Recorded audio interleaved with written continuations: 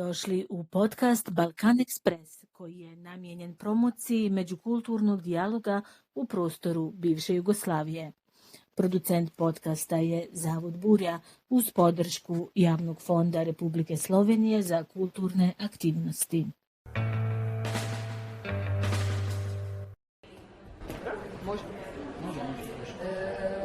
Evo, znači još jedan prevod je vaše knjige na neki od naših jezika.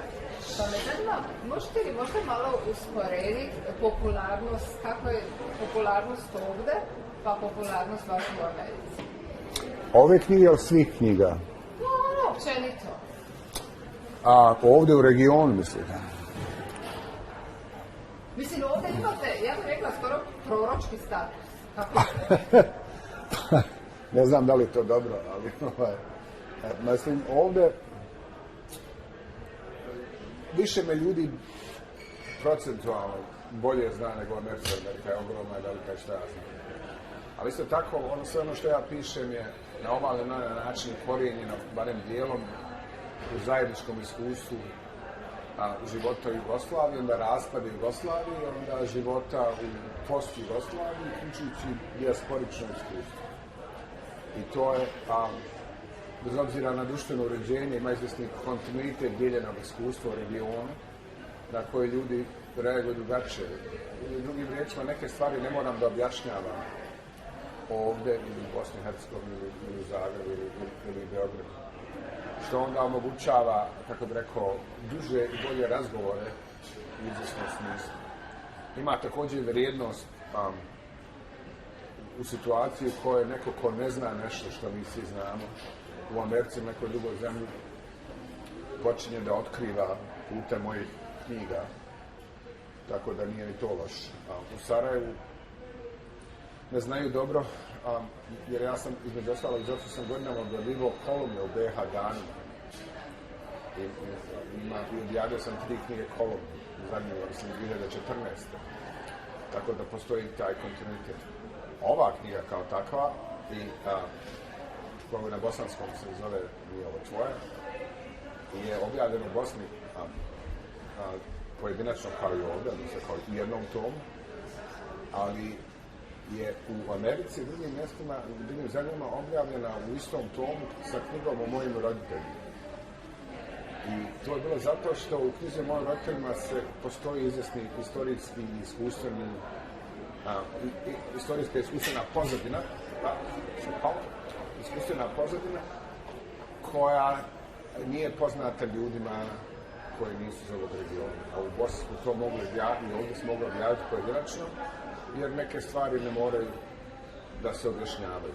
I ta knjiga o mojim roditeljima, koja mislim ovdje izlazi sljedeće godine, je u Bosni naišla na izvanredan odjek zato što naročito u generaciji mojih roditelja, dakle oni koji su odrasli i išli u školu i cvjetali, relativno govoreći, u doba bivše Jugoslavije. Dobro. I sad, to je Moji roditelji uvod, o toj knjizi govorimo, je tako? A taj uvod je uvod u što? Uvod u moje roditelje, pa što? Ja sam to pisao zato što ja mislim, mislio sam još uvijek mislim, da je njihov pogled na svijet, njihova filozofija života, da je to jedno ogromno područje koje se naravno uvezuje za način razmišljanja i filozofiju života njihove čitave generacije, ja bih rekao na području bivše Jugoslavije, sa mnogim značajnim razlikama, ali isto sa zajedničkom potkom kroz sve to. Tako da to nije definitivna i konačna istorija ili knjiga o mojim roditeljima, nego samo početak. Ne da ću pisati još knjiga, nego uvod u sve ono što je njihov život. Ali vi u stvari kroz tu njihovu pojedinačnu sudbinu u stvari idete prema opću. Pa ja se nadam, ja ne vjerujem u tipičnost, osim u jednoj stvari, to da svačiji je život poseban. Dakle, svi smo mi od određene generacije dijeli neke društvene uslove i kulturne reference i zajedničko iskustvo, tako. Međutim, svako je to iskusio na drugačiji način. I u tom smislu svačiji život zaslužuje svoju priču.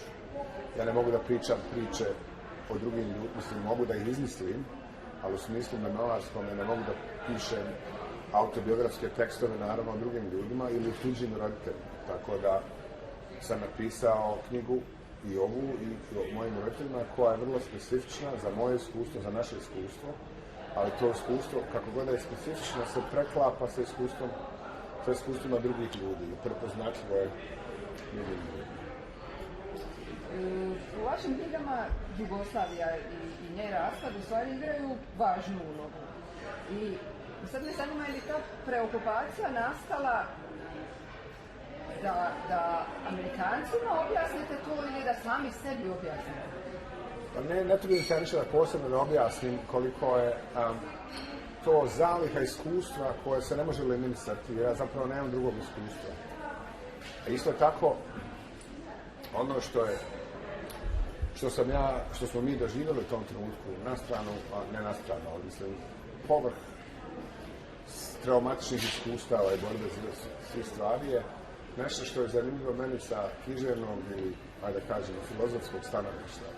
A to da je Jugoslavija, kakva god da je bila, je izgledala dugo kao jedna stabilna stvarnost.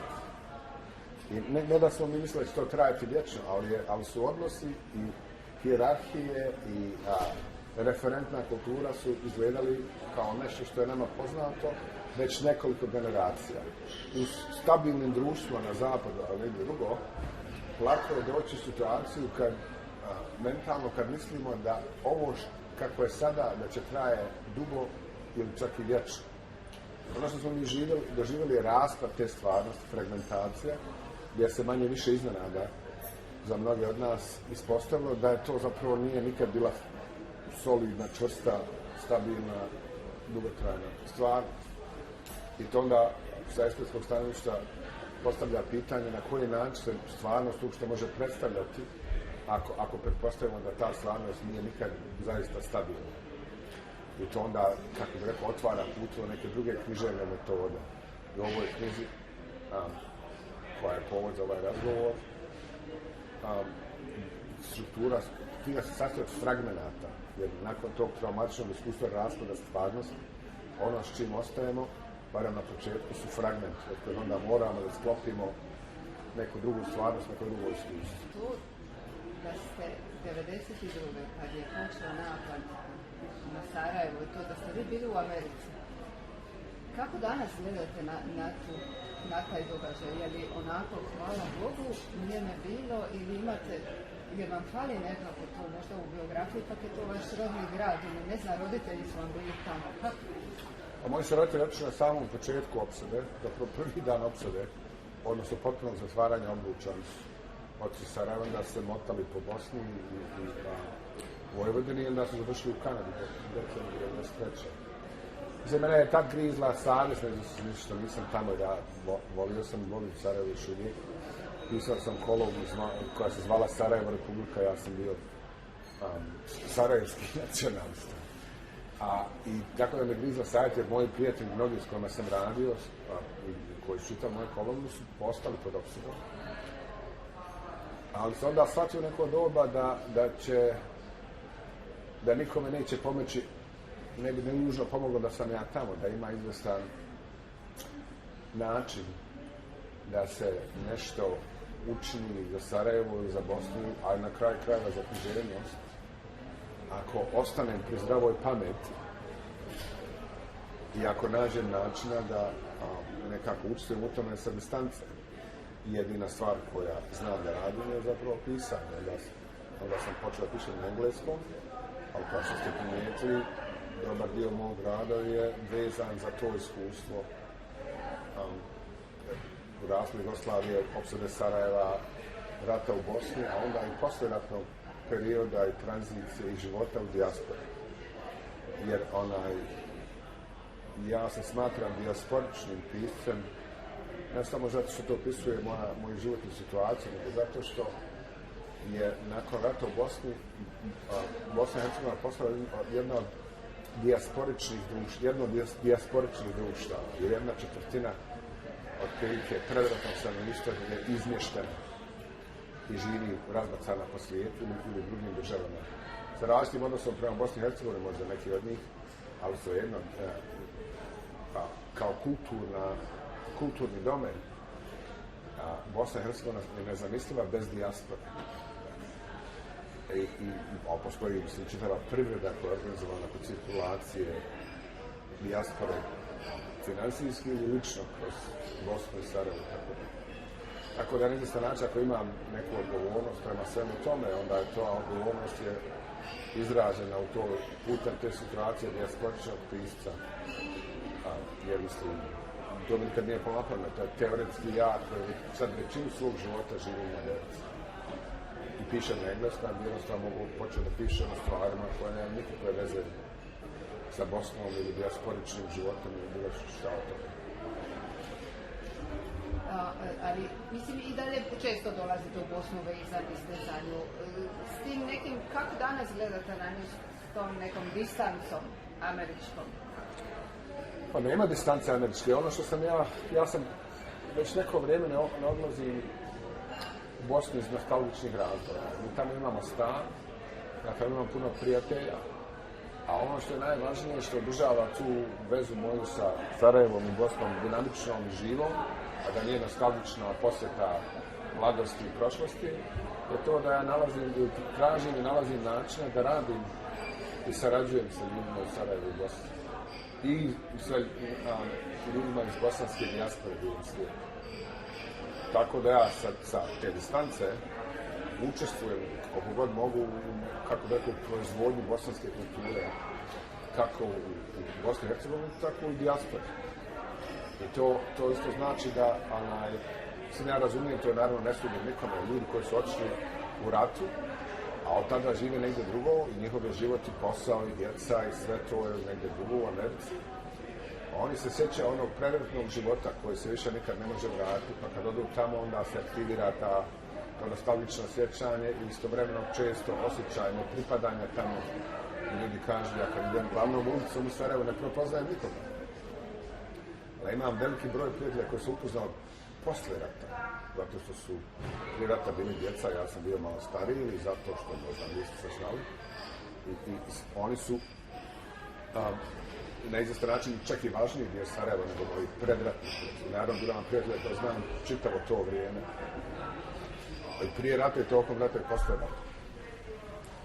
Ja volim da radim nešto sa Bosnom i Sarajevom, a ne da se sjećam. A u Americi kako gledaju na vas? Kao američkog pisca nemaju tih problema nacionalnih opredeljivanja kao što mi ovdje tu se sjećamo? Pa, Amerikanac je državljanstvo, a ne etnički identitet. A unutar tog državljanstva ljudi imaju različite pojedinačne varijacije. Tako imaju američki Italijani, američki Bosanci, bosanski Amerikanci, italijanski Amerikanci, tako da američki jezik i kultura su dovoljno otvoreni da apsorbuju ljude koji dolaze iz drugih mjesta. To nije uvijek ravnomjerno, nije uvijek pravedno i nije uvijek izraz tolerancije, ali barem u izdavačkoj industriji postoje dovoljno prostora da je objavljena knjiga na engleskom, i da se te knjige čitaju, da, ne znam, budu barem upoređivane sa onima koji su rođeni, sa knjigama onih koji su rođeni i odrasli u Americi i koji pišu samo o Americi. Ponekad imam osjećaj da ima izvjesni plafon od kojeg ja ne mogu, moj rad ne može se popne, zato što sam ja neizvjesno ovdje još uvijek stranac. Ne zbog toga što sam Bosanac, nego zato što su moje knjige toliko posvećene tom iskustvu. Bosanskom, bivše jugoslovenskom, dijasporičnom, da su samo, u najboljem slučaju su samo dijelom po Americi. Američka kultura voli kad se priča o Americi, kao što slovenačka kultura voli kad se priča o Sloveniji i bosanska kultura voli kad se priča o Bosni. Znači, ipak ne podilazite publiku? Pa ne podilazim, ja ne znam kako bi se to desilo, kako bi ja znao kako da podiđem sve kad bih htio. Ja pišem iz poriva koji su mnogo jači i komplikovaniji od poriva za uspjehom, šta god je uspjeh. A dovoljno mi dobro ide da ne moram nešto da se protežem sad. Ja u drugim rečima radim ono što hoću, pa ako to uspije, to je dobro, a ako ne uspije, šta je ovo? Da li uspije? Da. Novi roman, najnoviji roman, The World and All It Holds. Ja? Ili, ako sam ja dobro razumjela, u prijevodu će biti Pajturan i ruža. Da. A taj roman ima i glazbenu pratnju Damira Imamovića. Tako je. Tokom pisanja romana, dakle, moj roman se odvija između 1914. u Sarajevu i 1949. u Šangaju sa epilogom u Jerusalimu 2000. I glavni junak je Rafael Pinto, koji je sarajevski sefar, koji je prisutan u junu 1914. kad je ubijen Franz Ferdinand i Sofija u Sarajevu. Onda završi u Austro-Ugarskoj vojsci na istočnom frontu u današnjoj zapadnoj Ukrajini, nekad se to zvalo Galicija. I tu se on zaljubi u Osmana, Bošnjaka, i njih dvojca u toj ljubavi, u vrlo teškim uslovima, nekako uspjevaju da se vole, ali to tako pjevaju pjesme jedan drugom. I Pinto pjeva sefardske pjesme na spanjolu i ladinu, a Osman pjeva Sevdalinke. I nekad se te pjesme preklapaju, a i Pinto zna neko tih pjesama Sevdalinki, naravno. I onda sam ja tokom pisanja tog romana, palo mi je na pamet da pokušam da nagovorim Damira Imamovića, koji je moj dobar drug i koji ja jako volim, da snimi album ili snimi kolekciju pjesama, uključujući te koji oni jedan drugom pjevaju, sefardske i sevdalinke, i da isto tako napiše neke pjesme koje bi mogle da budu barem inspirisane, nadahnute tom pričom. I onda sam polovinom pisanja romana poslao sam ono što sam već napisao, kako sam pisao nova poglavlja, tako sam slao. A on je radio na demo snimcima za te neke pjesme, tražio po arhivima različite izvedbe neke od tih pjesama, pošto tako to u muzici koja se reprodukuje pjevanje među običnim ljudima, postoje mnoge verzije i teksta i svega toga. Onda je isto tako napisao neke pjesme i onda on toga snimio album za vrlo uglednu američku kuću Folkways Smithsonian. I taj album izašao ove godine kao i ta knjiga. Mi smo par puta zajedno nastupali u Velikoj Britaniji i u nekoj budućnosti imamo namjeru da ponovo nastupamo zajedno, jer će on da izvodi te pjesme koje su relevantne za moj roman, a ja ću da čitam odlomke iz tog romana. Ja se unaprijed veselim dok Harvey Norman, Grečka akademija. Dobro. Dajmo samo još malo, evo, možda ovako, ajde, američko društvo, znam da Trumpa ste kritizirali strašno. Kako je to danas? Biden nešto malo bolje? Nije? Pa mislim, Biden je flaster. Trump nije uzrok krize u Americi, nego je simptom i posljedica. A Biden je neko ko kao usporava proces koji se odvija već neko vrijeme i koje on ne može da zaustavi, jer između ostalog vrlo je star i vrlo je staromodan po pitanju viđenja američke politike i situacije u američkom društvu. I u tom smislu, na sljedećim izborima, kogod da pobjedi, to neće ni u kom slučaju da završi krizu, da riješi sve te probleme, nego će samo da na ovaj način da kriza će da se produži. Dakle, ako Trump pobjedi, onda je to manje više kraj američke demokratije. Ako Biden pobjedi, ovi će desničari i dalje da nasrću na američku demokratiju i da insistiraju na intenzifikaciji konflikta, uključujući nasilje, ali je moguće i zamislivo da ako je Biden izabran, da onda imamo još malo vremena da nađemo načina da zaustavimo taj proces. Ali ja vjerujem da se taj konflikt, taj sukob, taj revolucionarni fašistički duh u Americi koji izražava Republikanska partija, koja zastupa Republikanska partija, se ne može riješiti političkim procesom.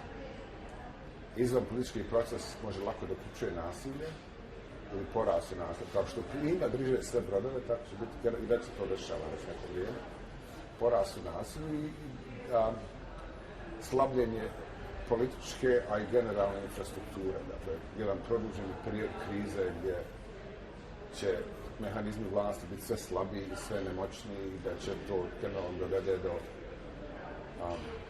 pogoršanja stanja. Ali vi i vaša obitelj vidite sebe u Americi bez obzira, mislim, Pa mislim, ja sam na jednostavan način. Ja trenutno živim u Berlinu godinu dana, jer sam na akademskom dopustu. I danas sam došao iz Berlina. U Berlinu smo do kraja sljedeće godine. Ja se moram vratiti na posao, ja predajem na Princetonu, to je vrlo dobar posao koji ja nisam u stanju da napustim. Ali se istovremeno nalazim u situaciji, kao su se mnogi od nas nalazili prije rata u Bosni, da istovremeno strahujemo od onoga što će se desiti. Istovremeno mislim da bi se možda za to trebalo pripremiti na neki način, možda čak ići negdje drugo, a s druge strane nastavlja se onaj isti život koji smo do sad živjeli. I to je u doba sloma Jugoslavije, rata u Bosni, to je značilo da su neki ljudi otišli na vrijeme, a neki nisu. Ali niko nije znao tačno koji je tačan trenutak da se napusti. To kad je proces postao apsolutno nepovratan i kad je trebalo ići. Moji roditelji su otišli iz Sarajeva 2. maja 1992. kad se zatvorio obruč, nisu ponijeli lične karte, kamoli pasoš, jer su mislili da će se vratiti ubrzo, nego su mislili i sami su sebe uvjerili da odlaze privremeno.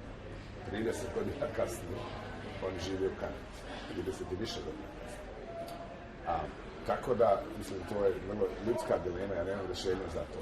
S jedne strane, mislim, možda bi trebalo izbjeći sve to, jer će biti vrlo, vrlo ružno i teško. A s druge strane,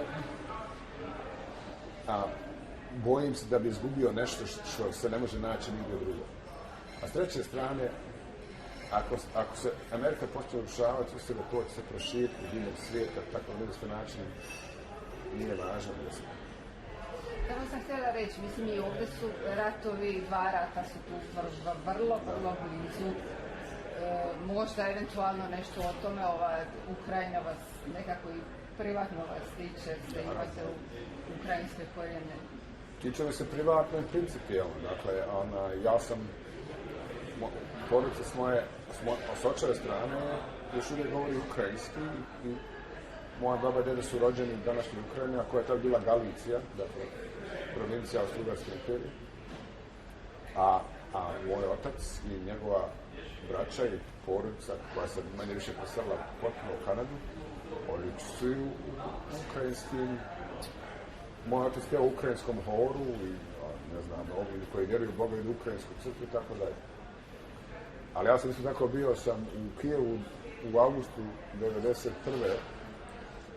kad je bio onaj puč u Sovjetskom savezu, kad je Ukrajina proglasila nezavisnost. U trenutku kad je nezavisnost proglašena, ja sam bio ispred ukrajinske rade, ukrajinskog parlamenta. Su izašli i rekli nam, ne za nižna Ukrajina, tako da imam tu ličnu vezu da sam bio na porodu Ukrajine. Tako da se to mene tiče na više način, tiče se iz principijalnih razloga, jer ono što Rusija čini s genocidnim namjerom. Tako da se Ukrajinci bore za opstanak. Ali se isto tako bojim da Putin u toj strategiji svojoj destruktivnoj i genocidnoj njemu odgovara rat u Gazi i invazija Gaze, napad na Gazu.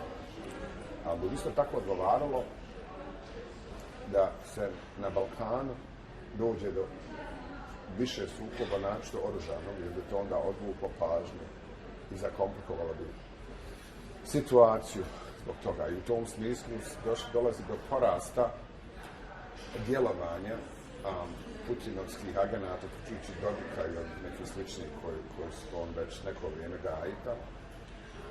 A Europska zajednica u svojoj sebičnosti slijepu uopšte nije svjesna da njihov pristup je da pokušavaju da potplate Dodika i fašiste u Bosni, da ne čačkaju previše, da ih pripitame dovoljno da ne nude još i tamo probleme. Što naravno manipulišu i traže još više zauzvrat. Tako da Vučićevska politika dobrog dijela hrvatske vladajuće elite radi aktivno na tome da destabilizuje Bosnu i Hercegovinu, a sve direktno ili indirektno u namjeri da se to pomogne Putinu i da se naravno pripoje teritoriju Bosne i Hercegovine. Tako da se ja bojim za ono što bi se moglo desiti u Bosni. Jer nam to da ima posljedicu čitavom regionu, čitavoj Evropi. Ali u ovom trenutku Evropska zajednica, a je nekom iz nekog razloga misle da ako zatvore oči, onda ništa to ne postoji. Kao djeca kad se boje, onda stave, ne bojim se. Tako da u toj smo fazi.